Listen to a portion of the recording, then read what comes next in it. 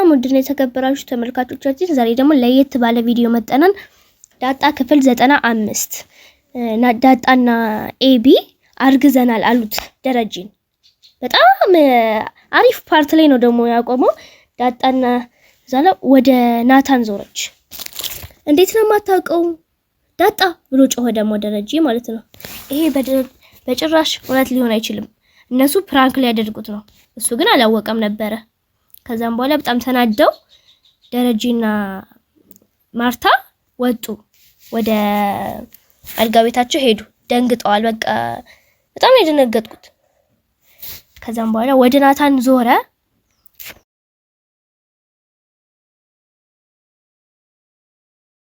ውሃ ደግሞ ለዘበኛው ለጠበቃቸው ማለት ነው ውጭ ለሚጠብቃቸው ዳጣና ኤቢያ አርግዘዋል ብላ ለመናገር በጣም ጓጉታ ሄዳ አርግዘዋል አለች። እሱ ደግሞ ይሄ ትልቅ ቤት የማይሸፍነው ነገር የለም እያለ በጣም እየተደነቀ ነበረ።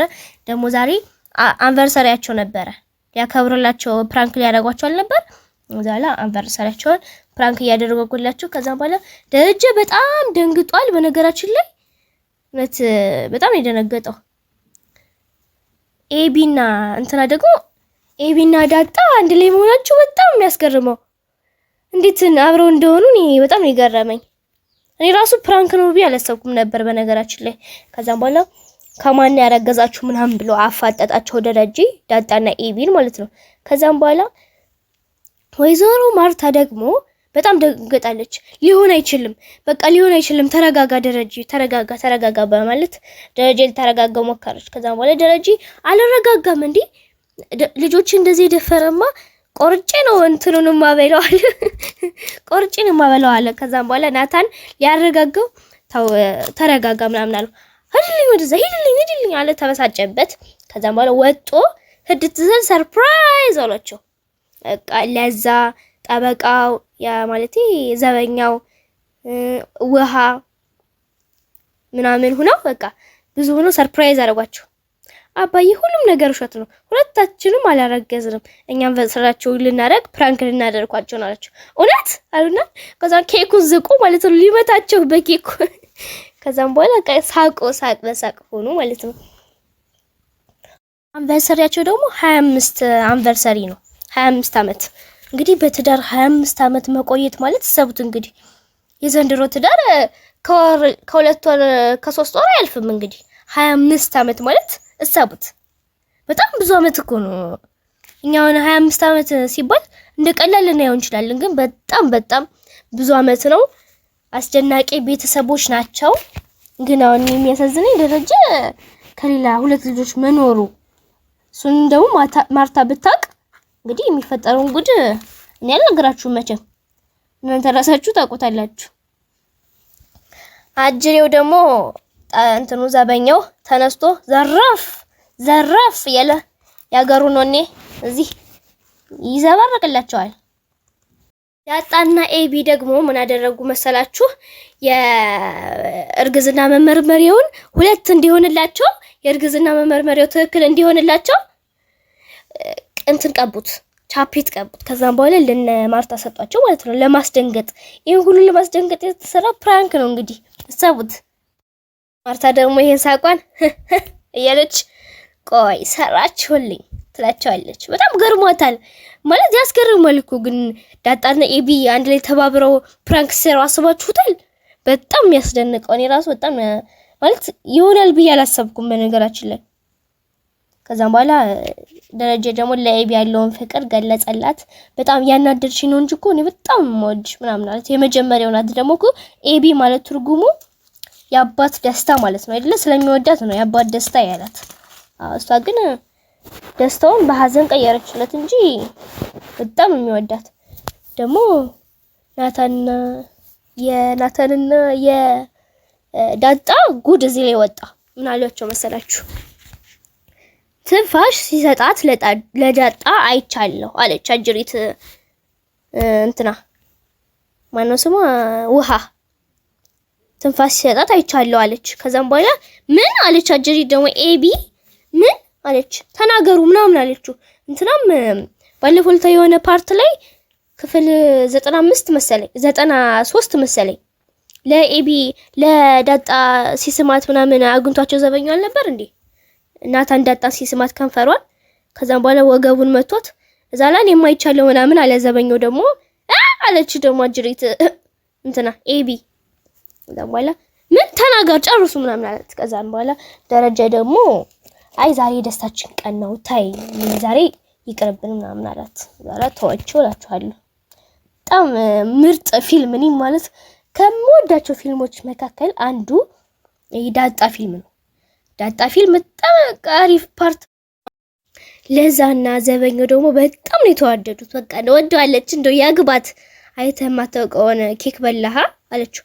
ኧረ ተይ አለት ኧረ ተይ አለት ኬክ ማለቅሙኝ ነው የኛ የሀበሾችን ዳቦ እኮ ነው አርሰው እነሱ የሚበሉት አይላት መሰላችሁ? ትቀልዳለህ። ስንት ልፋት እንዳላት ታውቅም እንዴ አንተ? እና እንትኑ ለዛና ዘበኛው ይጋቡ የምትሉ በላይ ካሳውቁኝ እንዴ። ሰሞኑን እንትናችን አካውንታችን ተመቷል። ላይክ ሼር ሰብስክራይብ ያደረጋችሁ ሻርቱት ሼር አድርጉልን። በቃ ተከታተሉ እና ደግሞ ወዷታል እሷን የኔን ገላ በህልምህም አይተኸው አታውቅም እሺ አለችው።